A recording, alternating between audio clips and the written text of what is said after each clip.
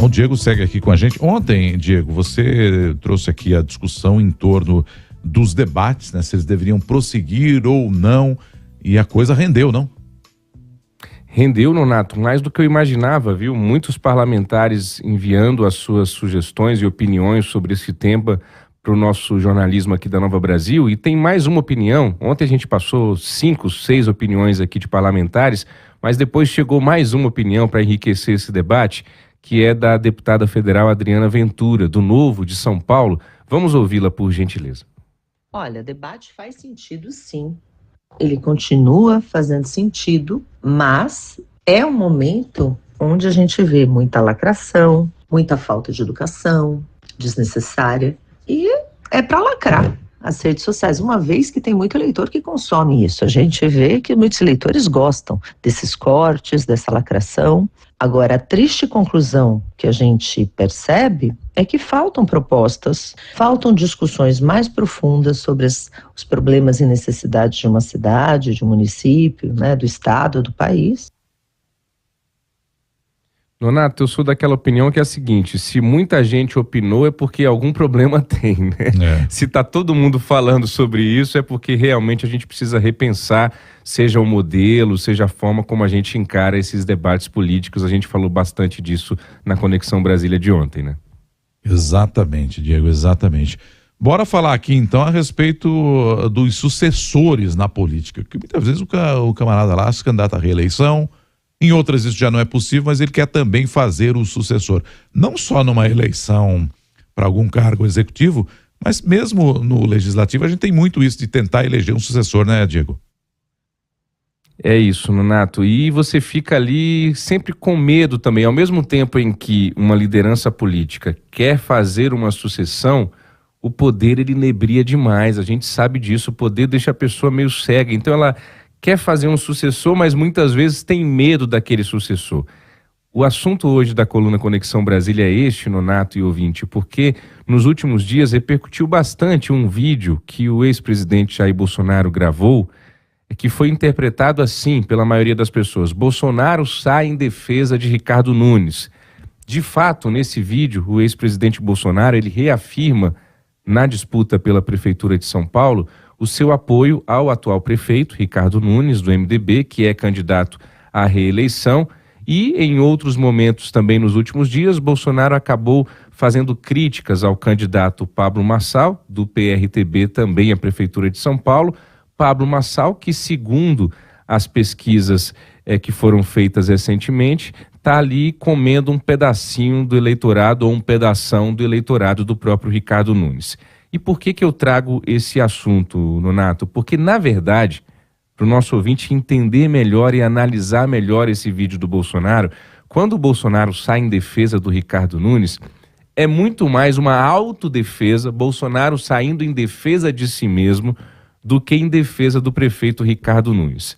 Veja, outsider por outsider, essa expressão que a gente usa para as pessoas que surgem ou que se apresentam como alguém de fora da política, e eu faço essa diferenciação entre que surgem realmente de fora da política, é o caso do Pablo Marçal, ou que são da política, como era o caso de Jair Bolsonaro, que tinha 27 anos de Câmara dos Deputados aqui em Brasília, mas que se apresentou para o eleitorado, e isso colou como alguém que era outsider, como alguém que era de fora do sistema e de fora da política, mesmo que não fizesse sentido algum o Bolsonaro se apresentar como alguém de fora da política, porque ele estava há quase 30 anos aqui no Congresso Nacional.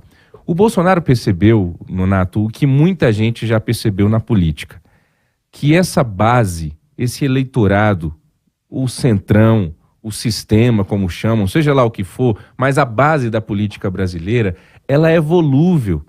Ela hoje está com o Bolsonaro, amanhã pisca para o Marçal, depois de amanhã vai piscar para o cidadão X, depois daqui a 5 anos vai piscar para o cidadão Y. Não existe uma fidelidade a uma ideologia ou muito menos a uma pessoa. É como se fosse a geração milênio, essa geração TikTok, que hoje está fazendo sucesso um vídeo, hoje de manhã, né? À tarde já está fazendo outro sucesso. Então, de manhã você gosta de um, amanhã você gosta de outro. Então, um dia foi o Jair Bolsonaro. Lá em 2017, 2018, Foi o Jair Bolsonaro que balançou o país e ganhou e tudo mais. Amanhã é o Pablo Marçal, depois de amanhã é outro, e por aí vai, de novo. Essa base é muito volúvel. Então o Bolsonaro, ao gravar um vídeo reforçando o seu apoio ao Ricardo Nunes, no fundo, o que ele está tentando fazer é segurar a sua base, é dizer, pessoal, ainda estou aqui, hein? Ainda estou aqui, porque o Pablo Marçal, do jeito que ele está aí, com essa...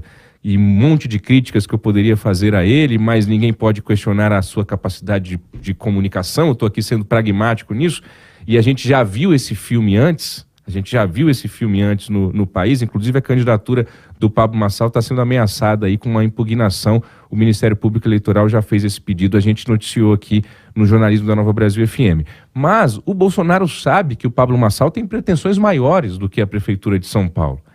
E esses outsiders, Nonato, a gente sabe, eles juntam pessoas, eles criam bolhas. E tem uma outra questão também. Um dia o cara é outsider, depois que ele entra no sistema, ele passa a ser insider, para fazer aqui uma analogia brincando. Então o Bolsonaro um dia foi outsider. Hoje o Bolsonaro, ele é do sistema, ele foi presidente, ele tá com o PL de Valdemar Costa Neto, que é alguém mais insider do que Valdemar da Costa Neto. Então o Bolsonaro perdeu o título de outsider.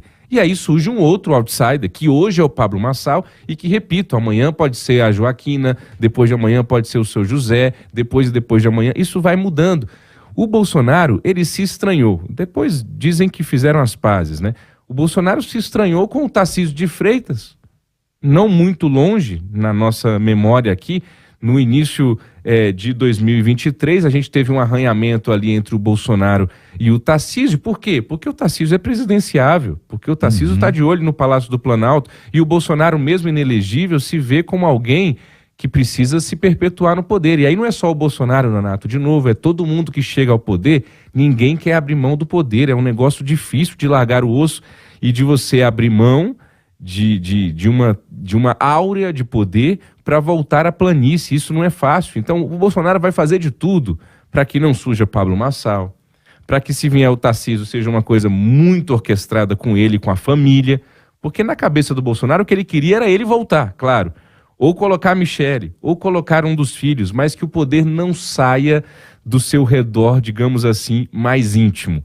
E para falar de um outro polo, para a gente concluir, Nonato, e o Lula, né? Porque se eu não falar do Lula, metade da nossa audiência, metade do Brasil vai perguntar, e o Lula? Você tá falando do Bolsonaro. E o Lula? Então tá bom. Então a gente fala do Lula. Só tem os dois na nossa política. Fazer o quê, né? Exatamente. Como se tivesse só os dois. O Lula também, sobre essa história de sucessão, é muito interessante a gente perceber. O Lula precisou pensar e atuar nesse campo de fazer um sucessor ou uma sucessora em dois momentos já recentes da nossa política brasileira e que foram dois momentos, digamos assim, na marra. Um deles foi, acabando o segundo mandato, Lula tinha que fazer uma sucessão. Quem que ele escolheu e quem que ele alçou a esse posto? A sua então ministra Dilma Rousseff, que viria a ser eleita e reeleita e que, digamos assim, deu ruim. Isso não sou eu que estou dizendo, é a história que está dizendo, ela foi empichada, o próprio Lula teve ali também momentos de muitas rusgas com a Dilma Rousseff, depois também dizem hoje estão super bem, fizeram lá as pazes. Depois, quando ele estava preso em Curitiba, ele precisou colocar alguém no seu lugar na eleição de 2018, colocou o Fernando Haddad, hoje ministro da Fazenda. Também, digamos assim, do ponto de vista eleitoral político, não deu certo, acabou sendo derrotado por Jair Bolsonaro. Então, ontem eu ouvi um ex-ministro do governo Lula, que ainda é muito próximo do presidente, sobre esse assunto, Nonato, para concluir, e perguntei, e aí? E a sucessão do Lula? E o dia depois do Lula? Olha, Diego, eu ouvi desse ex-ministro, o Lula já não... Já tô com o Bolsonaro na boca aqui de novo, viu? Já tô falando do Lula, eles me confundem, Bolsonaro já falei, agora é o Lula. Esse ex-ministro disse o seguinte, olha, o Lula não quer apostar de novo em alguém e dá errado. Então, ele vai adiar o máximo possível essa história de falar de sucessão. Apostou e bancou a Dilma, não deu certo. Teve o Haddad, não deu certo. Agora ele quer deixar para depois que ele sair de cena, que o PT, que a esquerda, que o campo progressista escolha quem é que vai ser esse sucessor. Mas ele, Lula, me disse esse ex-ministro, não quer mais colocar o seu carimbo e dizer, olha, esse aqui é o meu candidato, esse aqui é o meu sucessor. Pelo menos não agora. Uma outra opinião que eu ouvi também ontem sobre esse assunto é que o Lula vive o hoje e ele não quer pensar, não quer parar para pensar em sucessão. Ele chegou ao Palácio do Planalto novamente, está no seu 3º mandato e não quer pensar em o que vai acontecer depois dele. Ele quer pensar no agora. Um ex-ministro me soltou até uma frase muito forte, eu até anotei aqui entre aspas nas minhas anotações. Lula vive o hoje e se acha imortal.